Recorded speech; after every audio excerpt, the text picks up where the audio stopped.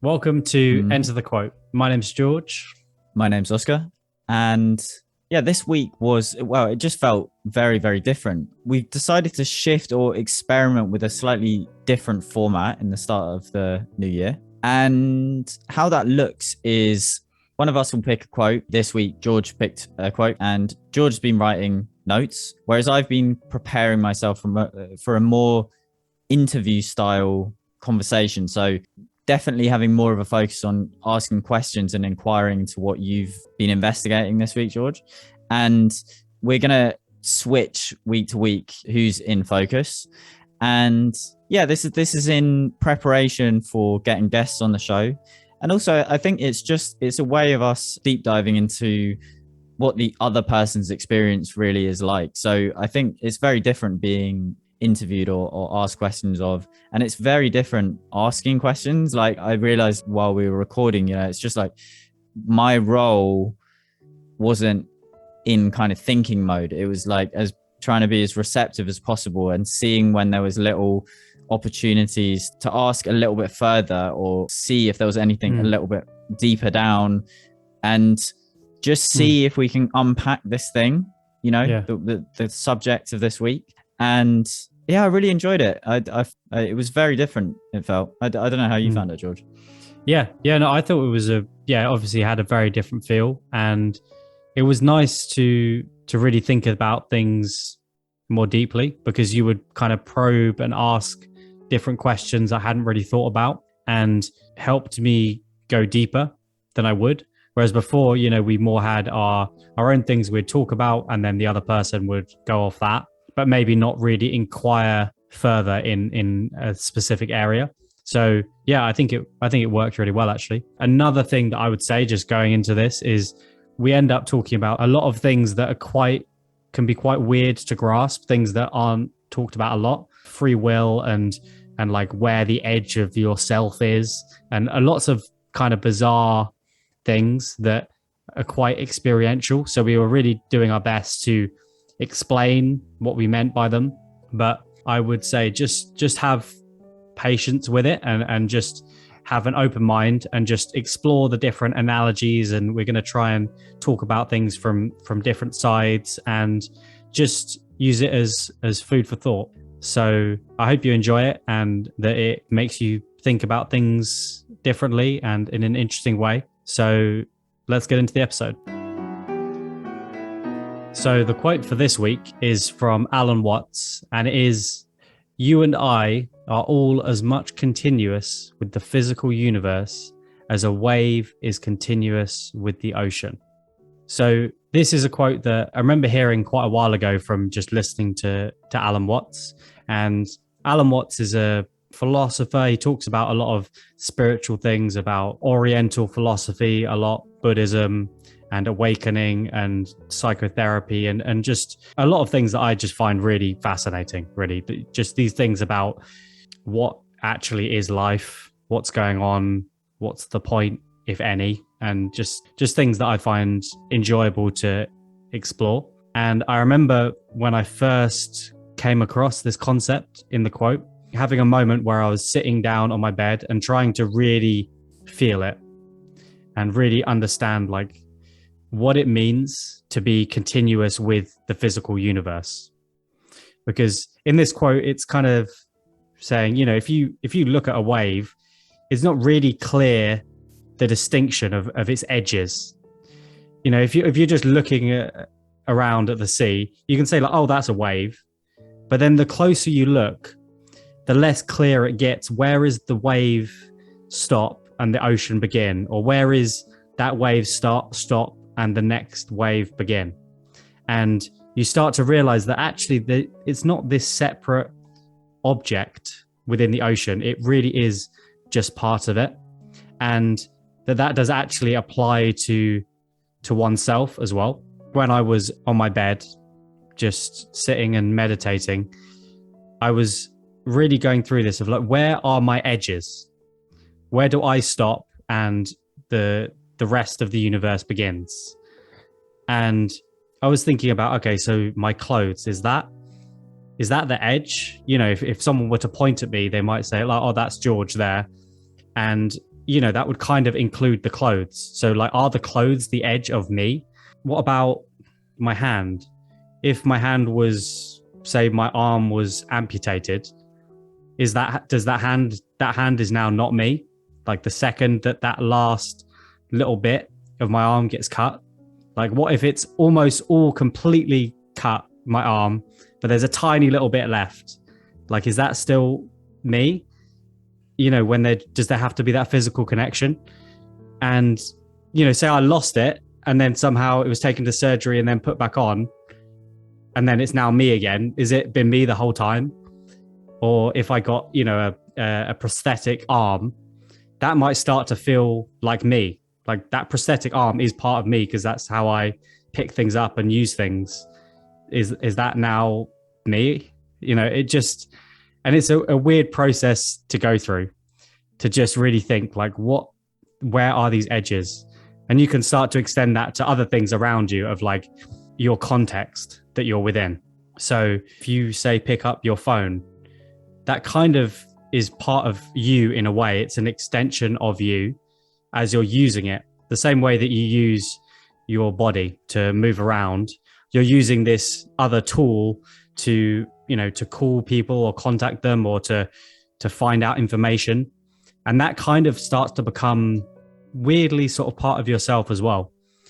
And you can even have these experiences, say if you've learned a musical instrument really well, or you've learned to use a particular tool. For example, you with graffiti, with having a spray can in your hand, you start to have such an understanding of the distance between the wall, of the different types of caps, how you're moving your arm, and have such an understanding of how this thing moves, in the same way you'd have an understanding of how you can manipulate your own hand to do things. And it starts to really feel like, oh, that's kind of part of me in a way. Same way a guitar could feel like part of you, the same way when I used to skateboard loads, I felt kind of like I was, the skateboard was an extension of myself, and that was kind of me as well. So that's kind of the most easy to grasp level of it, probably. Of, you can kind of see like, oh yeah, those, that makes sense that those things are kind of part of me in a way. But yeah, you can just extend that indefinitely and realize that all of the things around you are you as well. Yeah, it's quite a weird thing to talk about because it's quite an experiential thing to go through this process and really start to like break that down. But throughout this episode, we can kind of talk around it and try and explain as best we can. But yeah, it definitely is something to be experienced. And when you do experience that, say when you were sitting on your bed and you're I guess it's a reflection or an inquiry as to who you are, did anything happen emotionally from any sort of recognition that you were having? Say that, you did actually sense like, oh wow, really? Like, yeah, okay, I'm not quite sure where I stop, or the boundaries are blurred or whatever. What shifts when that happens?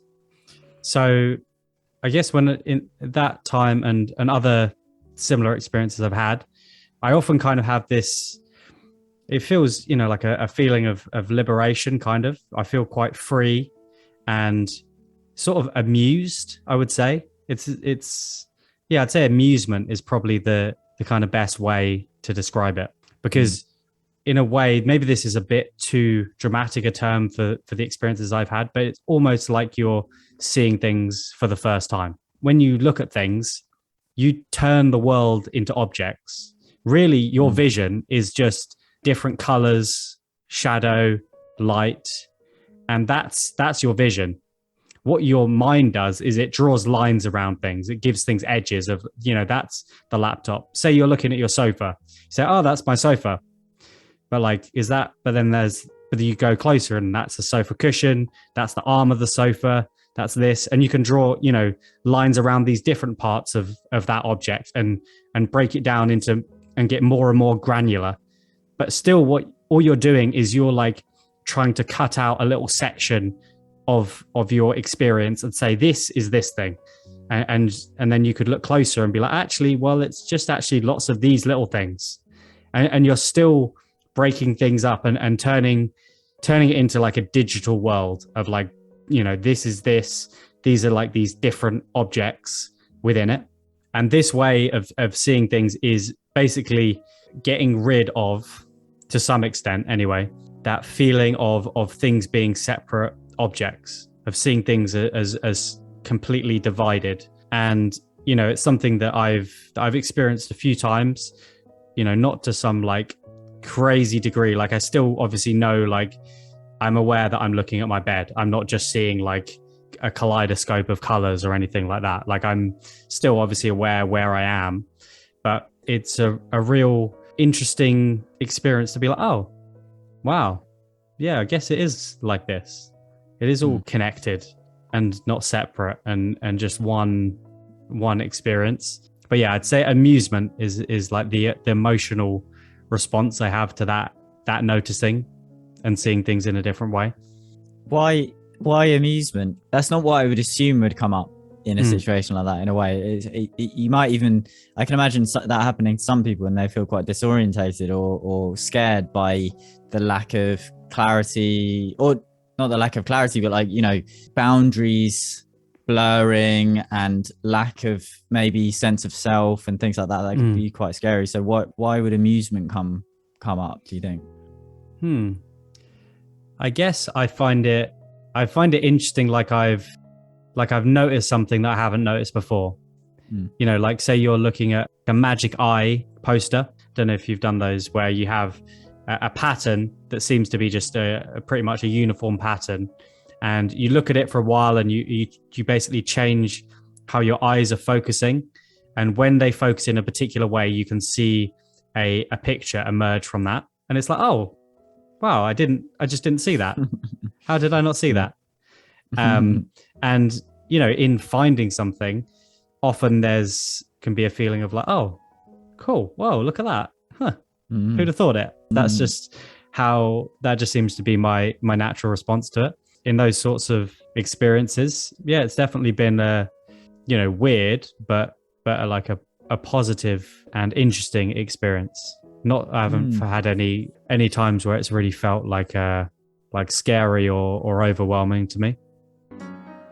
Before we get back to the episodes, it would be amazing if you could subscribe or follow our podcast. Also, if you're enjoying this episode, if you could just give it a share. You could give it a share onto Instagram, or just send it straight in WhatsApp to your friends. That means so much to us when you do that as a listener, and that would be beautiful. So thank you very much, and really hope you enjoy the rest of the episode. I've heard before that, well, there's this saying of you need a strong sense of self to transcend it. And I think it kind of goes into this area of like that, in a way, I'd imagine the reason why you haven't found it disorientating or alarming is that you feel like the foundations of your labeling and objectifying of things and your sense of your own self is strong enough that it doesn't feel like everything's just been taken from under your feet. You're aware that you have something to go back to. It's this is a temporary experience, and actually like there can be more playfulness with it. Whereas with a more fragile sense of self, since it doesn't feel so strong, it feels like an experience of no self, an experience of a lack of distinction between self and other, or self and object. And like that might be enough to shatter things in a way that is to a point of no return, in a way, because what you start with feels like it's going to break any moment. Then as soon as there's a wobble or a sense of like, oh shit, what I have, even that isn't stable, then it's like there's this experience of kind of like that it might all just go tits up somehow. Like you like, oh, it's never coming back, and like and then you're kind of panicking. You have no like sense of Gotcha. Yeah, very like ungrounded. I guess I wonder if that's got, because it's quite common for people to have experiences like you're talking about, and to find them very alarming, to find them very, very unsettling. So I think it would, I mean, yeah, I'm just speculating here, but like I feel that it happening slowly is a good thing. Like starting to having like a framework for understanding this, having heard people talk about this sort of thing for a while before, and kind of slowly having little mini experiences or little noticing things that are strange or interesting. And I feel that maybe that baby stepping can make things less overwhelming than if you just suddenly have, you know, this feeling of like, oh, I don't really have a self. There's just like thoughts that arise, but there's no tangible thing there. There's just thoughts about who I am that just float in every now and again. You know, that's basically what I call myself. Yeah. Yeah. And what, like, you know, I'm curious because you've talked about an experience that sounds quite, it's deep, or it is significant. Why is an experience or an investigation like this important? Like, what? Because, you know, it can sound a little bit kind of highfalutin and just like, oh, that's a nice pastime for, you know, spiritual people who are kind of like, what's, you know, or like why like Mark Corrigan might say, you know, it's just like Jez from Peep Show is like talking about having a magic mushroom trip, and Mark is just like saying how, you know, like, well, you're off, basically just like off with the fairies, and, you know, you're trying to, I can't remember the exact quote, but basically just like, you know, you're seeing things that aren't really there, and that's it. Yeah. You know, like that's just that's the end of it. Like, Mark's in the real world. This character Mark is very stick up his ass, like works in an office, incredibly like unhappy, but just feels like this is just the way that the real world is. Yeah. Whereas Jez is just like off with the fairies and just like a ridiculous like stoner, you know, just doing nothing with his life. But, you know, Mark, this character Mark does speak for a lot of people, you know, like, why should anyone bother with an investigation like this? Obviously things exist, obviously objects exist, obviously a self exists, you know, it's just like, don't be stupid. Like, so what? Yeah. Why should people care about that? Yeah. So this is something that I was thinking about in preparation for this episode. Like, what actually is the point of this? Because I was going through like, why, you know, what is the utility of going through this? And maybe there are other things to it, but for me, I really don't think that there is a point to it. I think it's in the same way that, say, imagine you're going on a walk through the woods with your friend, and your friend notices like this really interesting plant, and they say, Matt, look, check out this plant. And you go over and you're like, huh, wow, that's really weird how it's like twisting and has like grown around that branch, and like look at how the leaves come out and like they've got this weird little shape on them. That's it. You know, it's just like this interesting thing that's there, that's part of reality, and it's just seeing it and being like, oh, it's acknowledging this thing that exists, or a way of seeing things. The same way that, you know, there's not really a point to a sunset, but you can really appreciate it and be like, oh, look, that's how it is. Like, there's this, and let's like appreciate that. So I just see it as like it's you're seeing a kind of I feel like you're seeing closer to the base of reality with less filters on top. You're kind of getting rid of some of the filters that you add on top of your raw sensory data that comes in. So you are getting a little bit closer, I feel, to base reality, whatever you want to call it. And I just think that that's interesting, like an interesting thing to do. Like, oh, you're like peeling something back. It's like, I don't know, like peeling back the tablecloth and being like, oh yeah, there's like a cool wooden table under this tablecloth. Interesting. Like that's kind of as much point as I think that there is to it.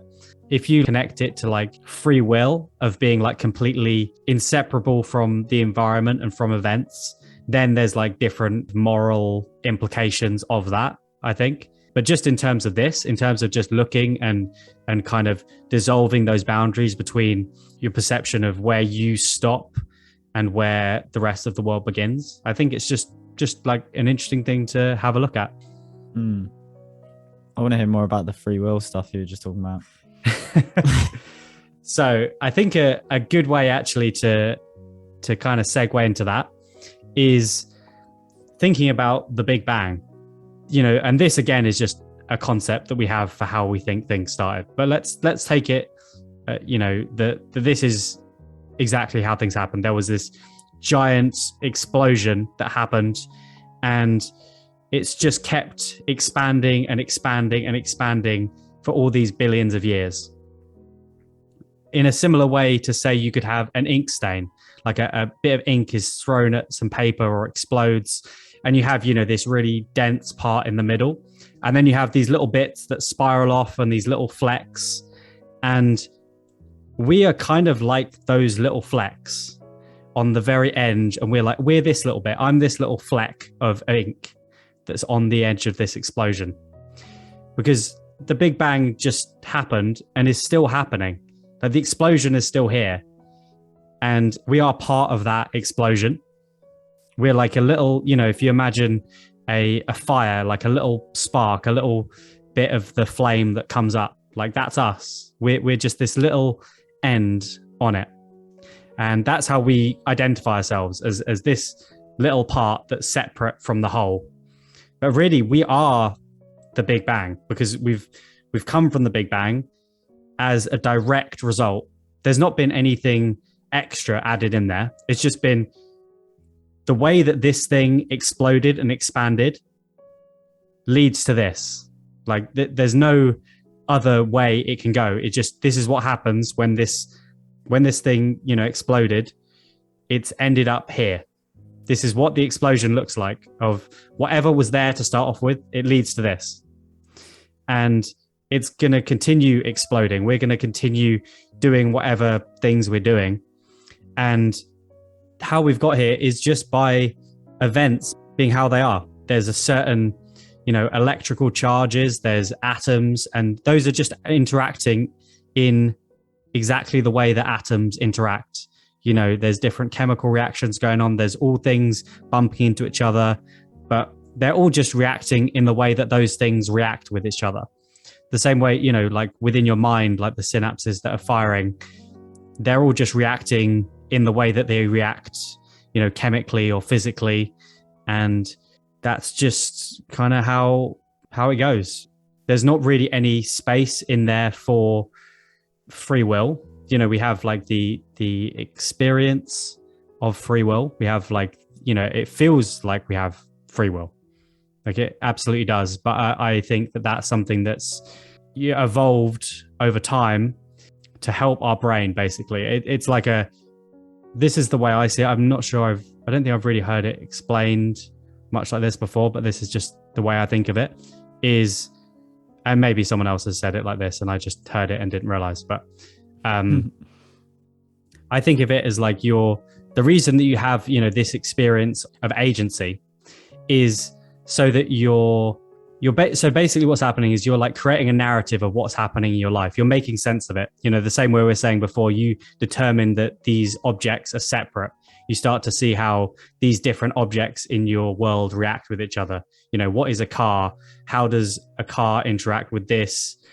How is it likely to move along a road? You start to build up this map, and that map is built within your awareness. You're creating this narrative about the world, and that narrative that you create is then used to inform the decisions. You could say your unconscious mind often makes these decisions. And, it's been found a lot in brain scans that the brain scan can predict the choice that someone's going to make before they're consciously aware of the choice that they're going to make. So it does appear that the conscious experience of being alive is kind of like this thing that happens after, that explains why things happened or explains why you did things.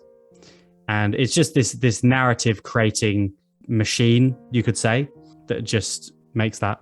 I don't know, it's a lot to it's quite a big subject to talk about. But yeah, I don't know if there's any big bits that I've missed or what else you want to know about that and how it relates to the quote. Well, I guess maybe from a subjective experience, that's because what you've talked about there is sort of quite a zoomed out view maybe. Mm-hmm.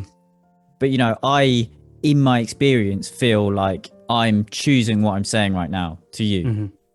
And if I'm not making that choice, then what is happening? Why does it feel this way? And yet, like, You're saying that I'm not choosing this. I'm not choosing to say this.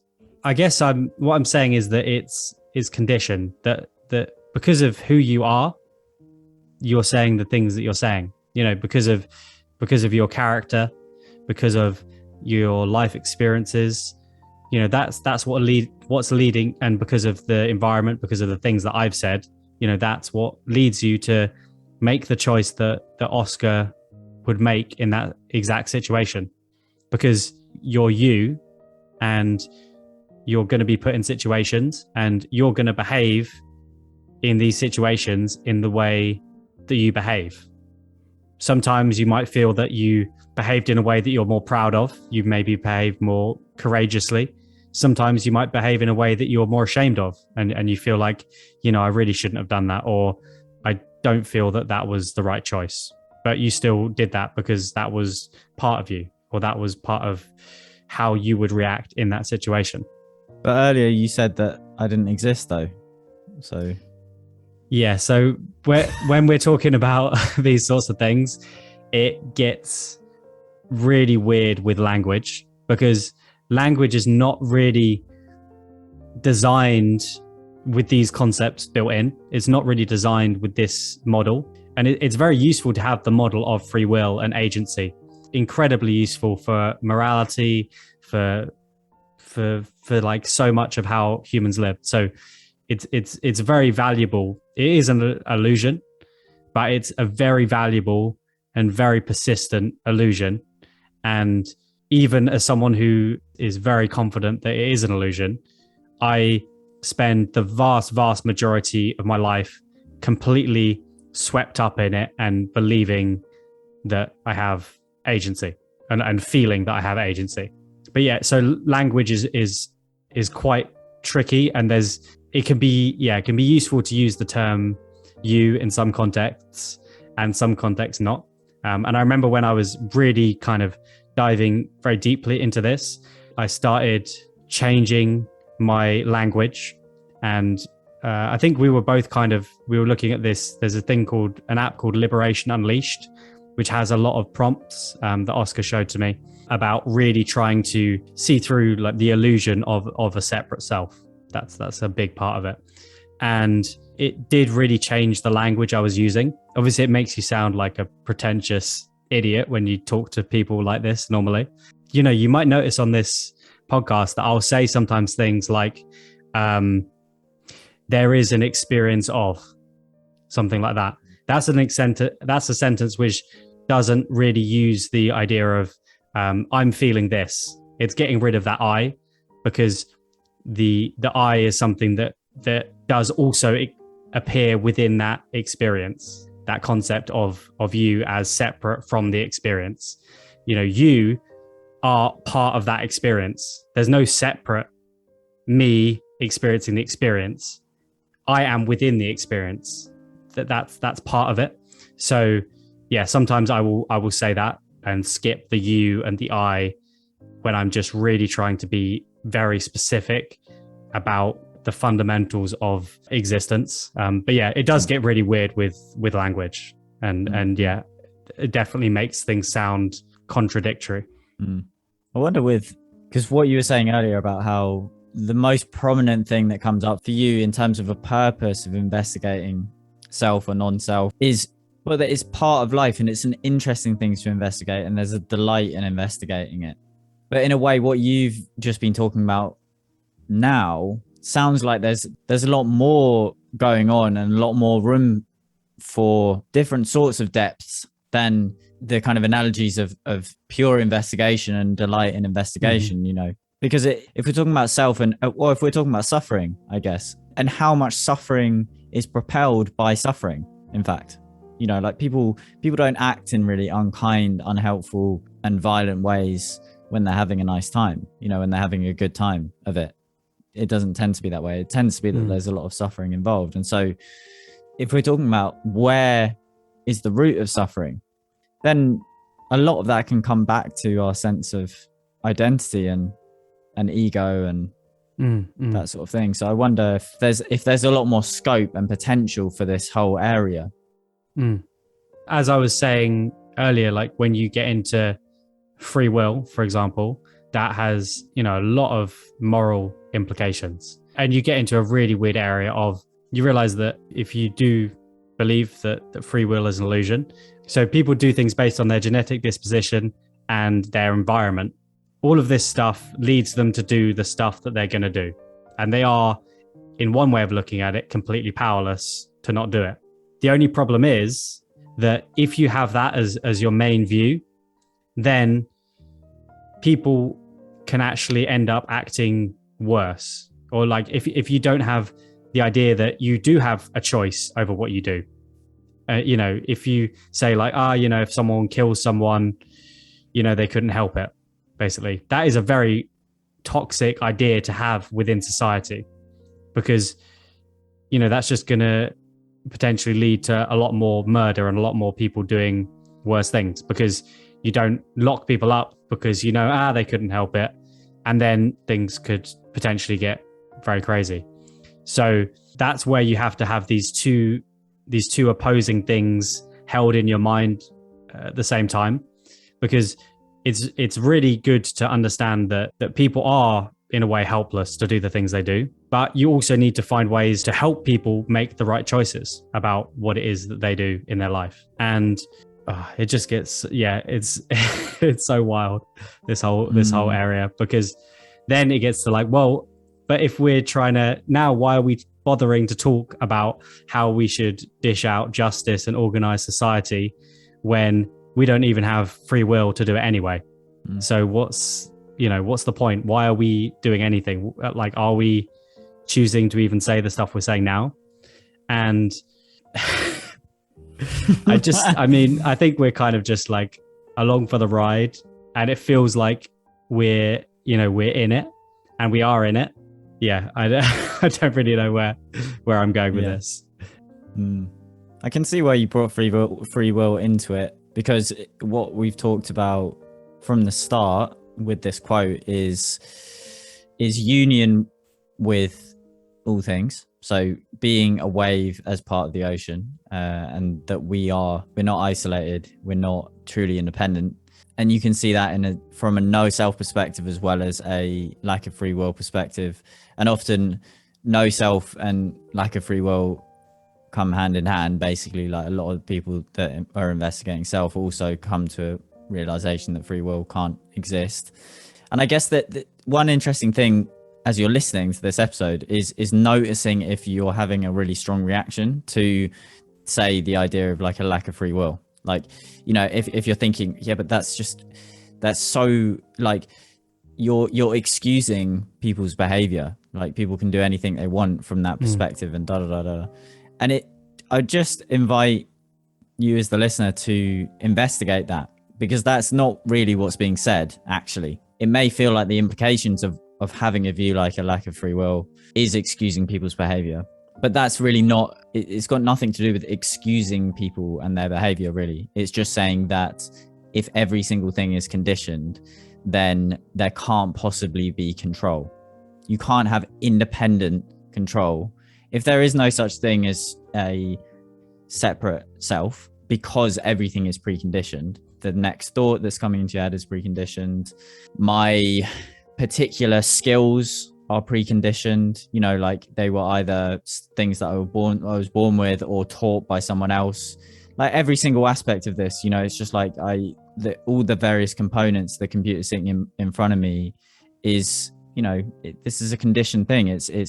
They've come from all different parts of the world to manifest in this moment as a working thing that will one day pass away. And they are all waves kind of bobbing up and down. Like every single wave is a culmination of energy from the sea or whatever, you know. It's just like, and it bobs up and then it goes down again, and we're part of that. And I think you can't really talk about one without the other. You know, if you're saying that I don't exist, then you have to also ask, well, how is anything happening then? You know, like how am I choosing to do these things then? And then you say, well, because you're not choosing to do these things, there's an awareness, and then things are happening. Yeah.